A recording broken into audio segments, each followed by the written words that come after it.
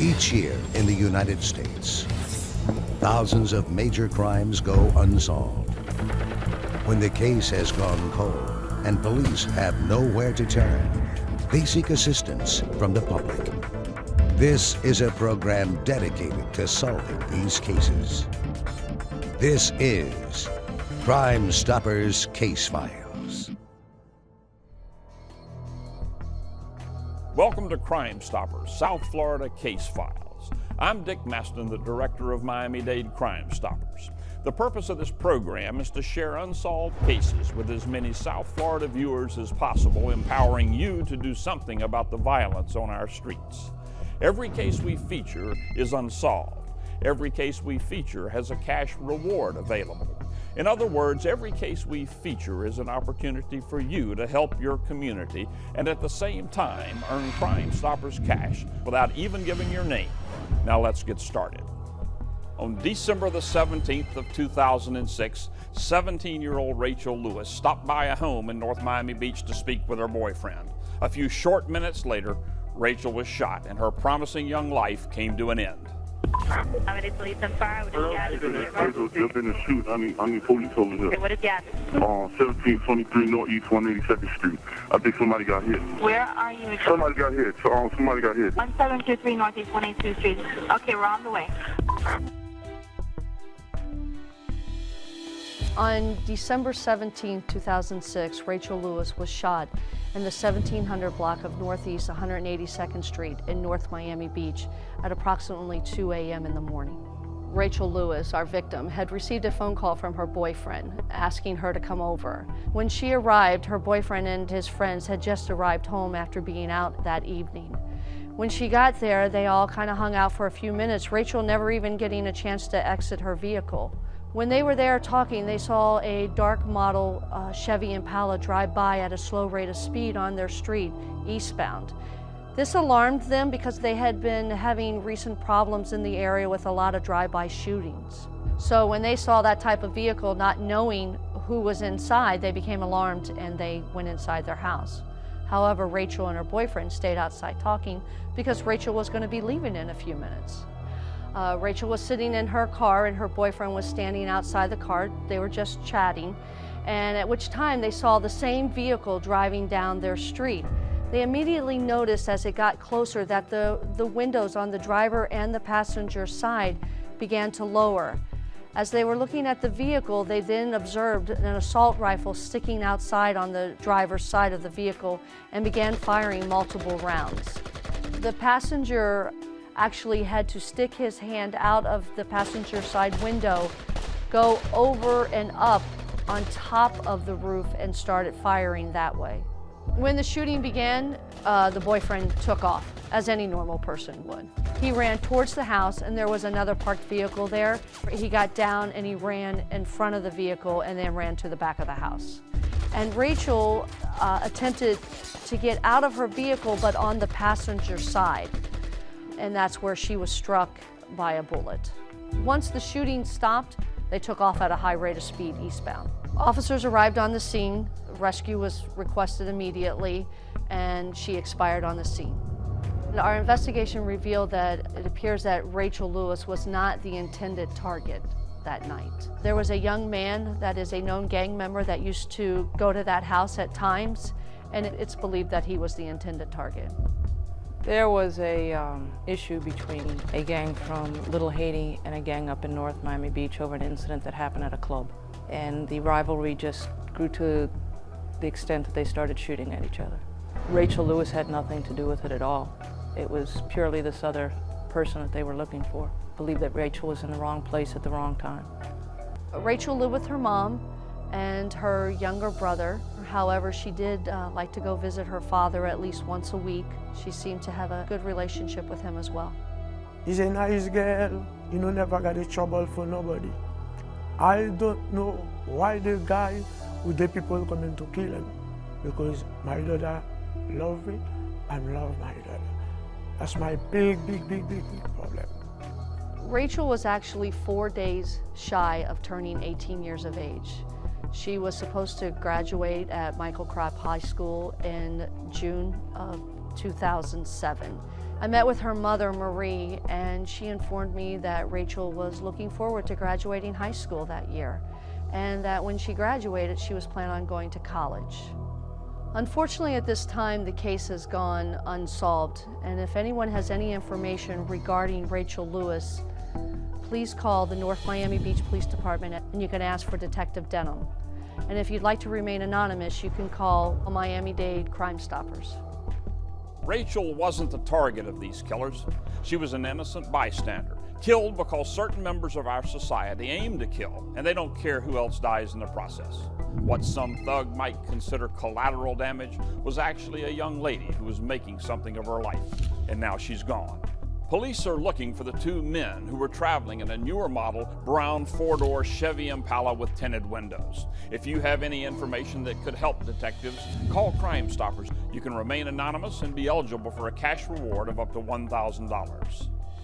Coming up, you'll learn about the March 2011 murder of 23-year-old Anthony Williams when we return with Crime Stoppers Case Files.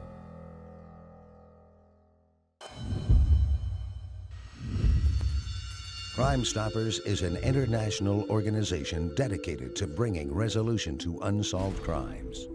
Members of the public work with police to make the world a safer place. Since 1975, thousands of Crime Stoppers organizations worldwide have helped make over 1 million arrests. Crime Stoppers acts as your advocate, keeping you anonymous and ensuring that your information gets to the right law enforcement agency.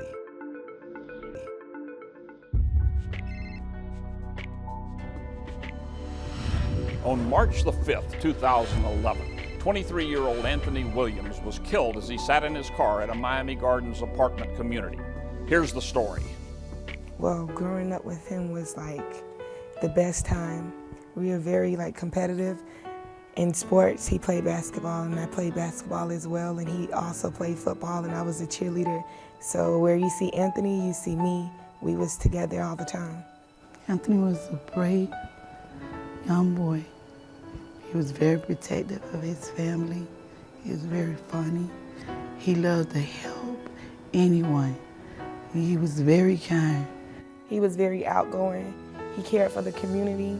He motivated me to become a better person. I can remember one day, Anthony and I was riding in the car, and it was a senior citizen fell in the middle of the road.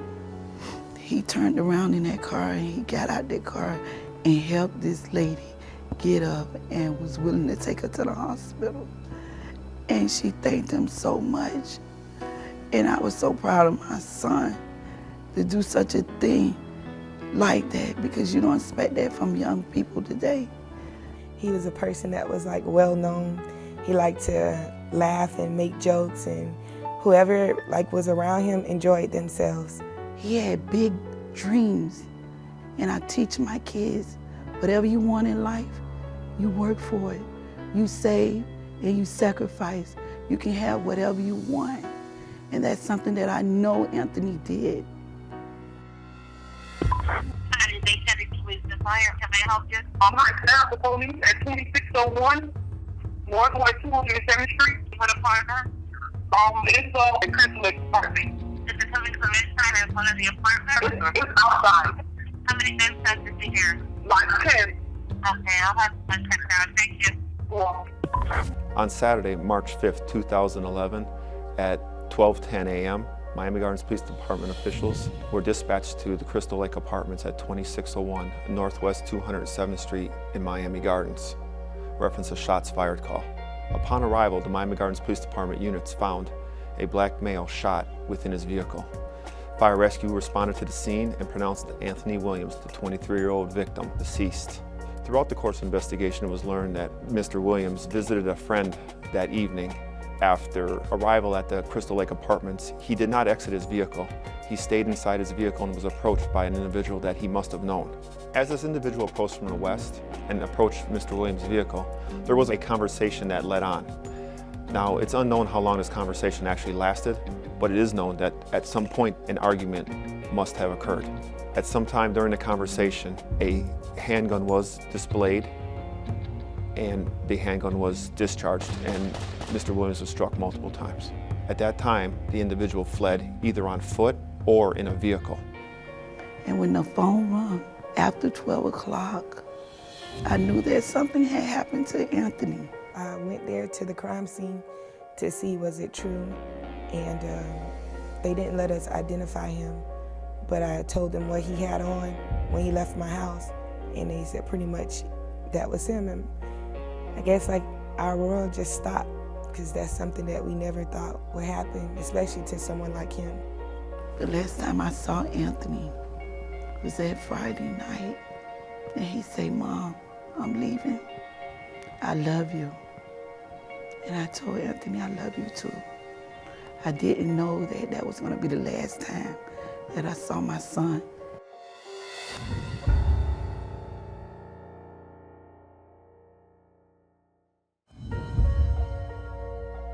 Welcome back to Crime Stoppers Case Files. We now return to the story of the murder of Anthony Williams. On Saturday, March 5th, 2011, Miami Gardens Police Department officials found Anthony Williams, a 23-year-old black male, shot multiple times inside his vehicle at the Crystal Lake Apartments. During the course of investigation, it was learned that the victim, Anthony Williams, used to live inside the Crystal Lake Apartments and recently moved out. And it was learned that Mr. Williams visited a friend that evening.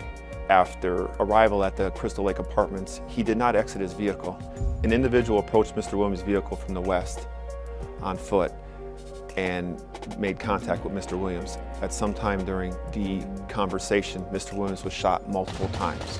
Since Mr. Williams felt comfortable enough to allow this individual to get close enough to him within a close proximity and not put up any type of fight, then that leads the police to believe during this course of an investigation that Mr. Williams actually knew who murdered him. Witnesses did say that they heard multiple gunshots, but they did not see anyone flee or leave the scene on foot or in a vehicle. My son didn't deserve this, and they took a wonderful young man away. We don't know how to deal with this. Our family is like incomplete. We always been together, and to do something every day, to see a person every day, to hear a joke from a person every day and not to hear it, it's not right. And not only did they take away my brother, but a son, a cousin, a loving person. And I just want to let anybody who know anything to come forward and tell us, because our life, it's already changed without him. But just knowing if they can close the case or have some kind of closure, it'll be a wonderful thing that happened to our family. Just to know that we know what happened to my brother. We know that individuals at the Crystal Lake Apartments were outside when this incident occurred, and we know that someone saw something, and we're asking the public's assistance in this murder. Anthony left behind a loving family, and they're asking you for answers. Police believe there were a number of witnesses that evening in Miami Gardens. If you know anything about this case, call Crime Stoppers. You can remain anonymous and be eligible for a cash reward of up to $1,000.